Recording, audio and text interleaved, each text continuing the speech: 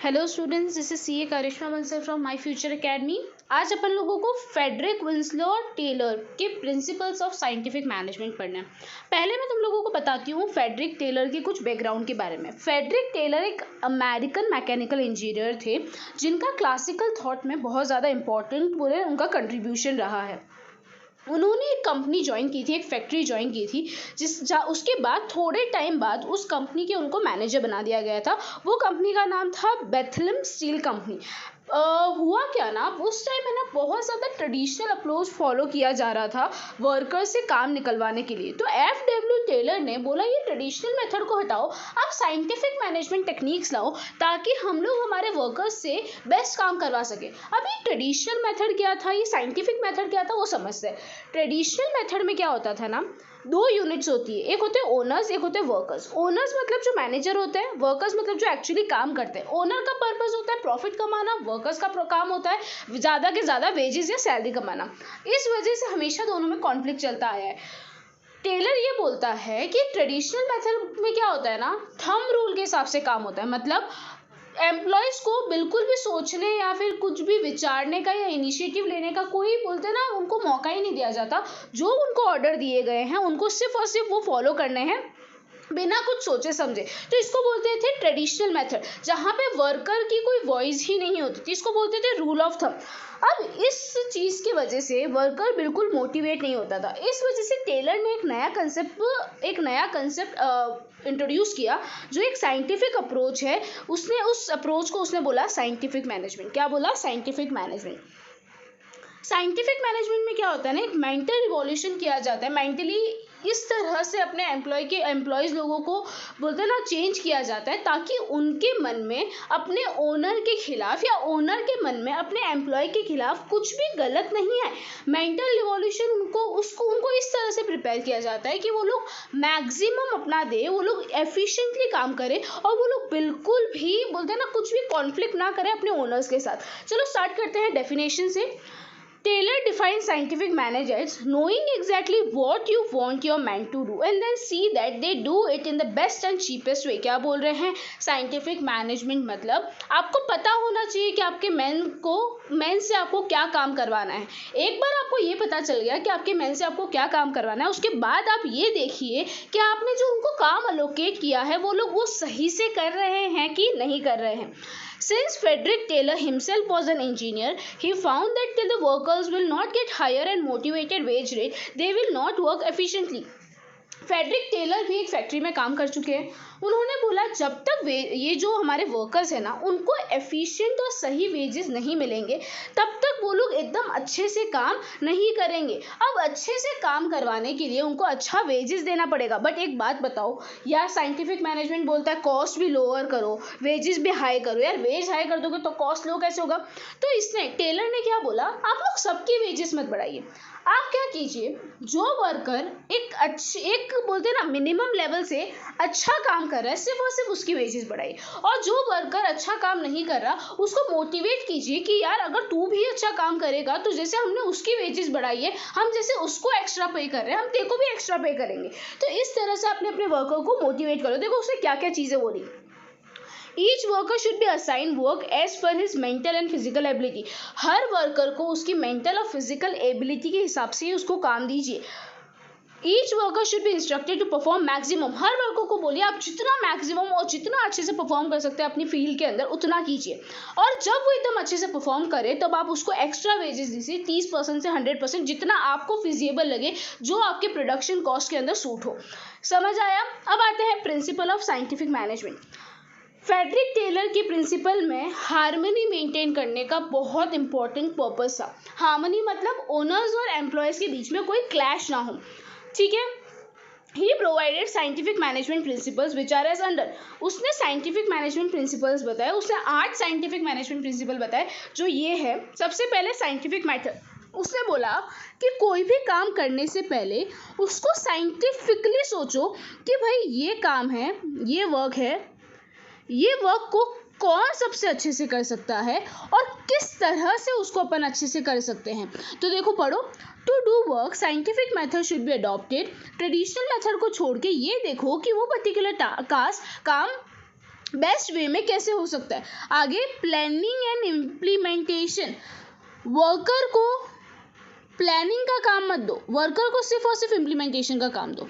Worker को बोलो plan हम कर लेंगे, तू सिर्फ इम्प्लीमेंट करने का काम कर, और अगर कोई दिक्कत हो तो तू हमको बता, तू तेरी वॉइस रेस कर सकता है, तू यहाँ पे ऐसा नहीं है कि तू हमको हेल्प नहीं कर सकता, बट मेन पूरा प्लानिंग का काम मैनेजर खुद करे और जो इम्प्लीमेंटेशन का काम है उसको वर्कर पे छोड़ दे। जॉब एनालिसिस में उसको ये देखना है कि भाई प्रोडक्शन इंक्रीज हो रहा है और तुम्हारा कॉस्ट कम रह रहा है, ज़्यादा नहीं रह रहा। ये एनालिसिस वो कैसे करता है, टाइम स्टडी, मोशन स्टडी और फैटिग स्टडी के बेसिस पे। अब ये तीनों स्टडी क्या होता है वो अपन नीचे देखेंगे, जो टेक्निक्स ऑफ प्रिंसिपल मैनेजमेंट में अपन लोग पढ़ेंगे। आगे Standardization and simplicity are scientific process which should be done in advance. Equipment, time, situation of work, resources matters are considered for standardization. Standardization बहुत important चीज़ है। Standardization मतलब किसी भी प्रोडक्ट में एक पर्टिकुलर स्टैंडर्ड फिक्स करना। बिना स्टैंडर्डाइजेशन के आप बोल रहे हो कि भाई अगर थोड़ी बहुत क्वालिटी 19-20 होगी तो चलेगा, नहीं यार, ये गलत है। आप लोग एक स्टैंडर्ड सेट कर दीजिए कि हमको इसी तरह का प्रोडक्ट चलेगा, तो उसके लिए आपको क्या इक्विपमेंट चाहिए, कितना टाइम चाहिए, कितना वर्क, किस सिचुएशन में आप काम करना चाहते हैं, कितने रिसोर्सेज चाहिए, वो सब आपको पहले से फिक्स करना पड़ता है। Scientific selection and training, workers को जिस तरह से सिलेक्ट किया जा रहा है वो एकदम स्टैंडर्डाइज होना चाहिए, साइंटिफिक होना चाहिए। ऐसा नहीं कि भाई कोई भी आया उसको उठा के तुमने यहाँ पे रख दिया, नहीं, उसकी एजुकेशन लेवल क्या है, उसका स्टडी क्या है, उसका स्किल्स क्या है, ये सारे के बेसिस पे उसको आप अपनी पोजीशन अलॉट कीजिए। उसके बाद उसको अकॉर्डिंगली आप क्या दीजिए, ट्रेनिंग दीजिए। आगे फाइनेंशियल मोटिवेशन, ऐसा नहीं कि आप एम्प्लॉय से सिर्फ काम करवाते रहिए, डिफरेंट काइंड के फाइनेंशियल मोटिवेशन दीजिए। जैसे उनको रिकॉग्निशन दीजिए, उन लोगों को बोनस दीजिए, उन लोगों की वेजेस को और बढ़ाइए अगर वो अच्छा काम कर रहे हैं, इस तरह से वो लोग भी मोटिवेटेड रहेंगे। इकोनॉमिकल मतलब ये ध्यान रखिए आपका जो कॉस्ट है वो आपने जितना एस्टिमेट किया है उतना ही रहे। अगर वो कॉस्ट उतना एस्टिमेटेड नहीं, जितना एस्टिमेट किया था उतना नहीं है, तो भाई एनालाइज करिए कि वो क्यों उतना नहीं है, और जो भी रीज़न है उसके डेविएशन का वो आप उसको फॉलो करके वो जो भी एक्स्ट्रा कॉस्ट है उसको दूर कीजिए। मेंटल रिवॉल्यूशन, वर्कर्स और इनके दिमाग में एक मेंटल रिवॉल्यूशन लाइए। उनको ये बोलिए आपको आपस में झगड़ना नहीं है, आपको मिलके हमारी ऑर्गेनाइजेशन के गोल्स को अचीव करना है। अगर अपन ये चीज़ कर पाएंगे तो वो लोग इजीली अपने गोल्स को अचीव करवा पाएंगे। अब वापस एक बार रिवाइज कर लेते हैं। साइंटिफिक मेथड है planning, implementation, job analysis, standardisation, scientific selection and training, financial motivation, economical और मेंटल रिवॉल्यूशन। अब आते हैं techniques of principle of scientific management. क्या क्या टेक्निक्स फॉलो की जाती है जब अपन प्रिंसिपल ऑफ साइंटिफिक मैनेजमेंट को फॉलो करते हैं।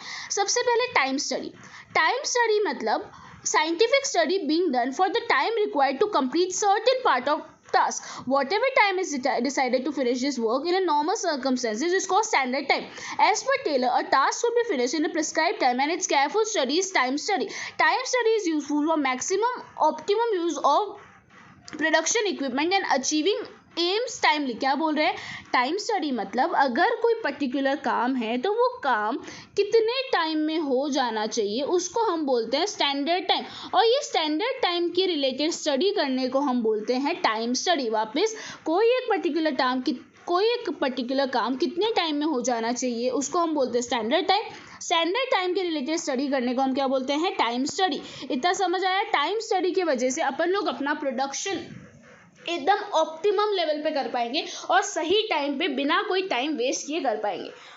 मोशन स्टडी हमको ये बोलता है कि जो रिसोर्सेज है उसको अपन मैक्सिमम कैसे यूज़ कर सकते हैं। रिसोर्स स्टडी ये बताता है कि एक पर्टिकुलर रिसोर्स कितना मैक्सिमम यूज़ हो सकता है। भाई एक मैंने 100 kg अगर इनपुट डाला है तो उसमें 90 kg आउटपुट आना चाहिए, ये मोशन स्टडी बोलता है। तो मोशन स्टडी अपन को अननेसेसरी जो मूवमेंट होता है ना गुड्स का उसको रिड्यूस करवाता है। देखो, motion study means method of removing wastage of resources due to unnecessary and unproductive movement of man and labour. वो ऐसा बोलता है, मोशन स्टडी बोलता है कि अननेसेसरी मूवमेंट जो होता है, मतलब जैसे कि 1 2 3 4 होता क्या है, ये ईट है, ये ईट अगर एक फर्स्ट वाला डायरेक्टली फोर्थ वाले को दे दे तो बहुत टाइम बचेगा, पर ये ईट ये फर्स्ट वाला सेकंड को देगा, सेकंड वाला थर्ड को देगा, थर्ड वाला फोर्थ को देगा, काम तो ईजी हो जाएगा पर टाइम बहुत ज़्यादा लगेगा। तो ऐसा बोल रहे हैं जहाँ पे प्रोडक्ट को ज़्यादा मूव करने की ज़रूरत नहीं है, इधर से उधर लेके जाने की ज़रूरत नहीं है, वहाँ पे आप प्रोडक्ट को इतना मूव मत कीजिए। If careful study is made when worker is doing movement at time of working, then industrial fatigue of worker can be removed by removing wrong process of movement. अगर आप लोग carefully study करें कि आपके raw material किस तरह से move कर रहा है और आपको पता चल रहा है कि रॉ मटेरियल बहुत गलत तरीके से मूव कर रहा है या एक्स्ट्रा मूव कर रहा है, तो आप फैटिग मतलब जो वेस्ट हो रहा है टाइम, जो आलस वाला टाइम है वर्कर का, वो कम कर पाएंगे और अपनी प्रोडक्टिविटी को इंक्रीज कर पाएंगे। आगे differential wage rate study. Differential wage rate study मतलब क्या होता है, हर वर्कर को उसके काम के बेसिस पे वेजेस मिलना चाहिए, ना कि fixed wage. Differential wage means wage given through wage related motivation based on time of the workers to work. Frederick Taylor favour this motivational wage method. Each worker working in a factory have different work efficiency. Considering this fact efficient worker should pay more. यही बोल रहे हैं कि भाई जो अच्छा काम कर रहा है उसको ज़्यादा दो, जो कम काम कर रहा है उसको कम दो, ताकि अच्छा काम वाला करने वाला मोटिवेटेड रहे और कम काम करने वालों को ऐसा लगे यार इसको तो ज़्यादा मिल रहा है, अब मैं भी ज़्यादा काम करूँगा तो मुझे भी ज़्यादा मिलेगा।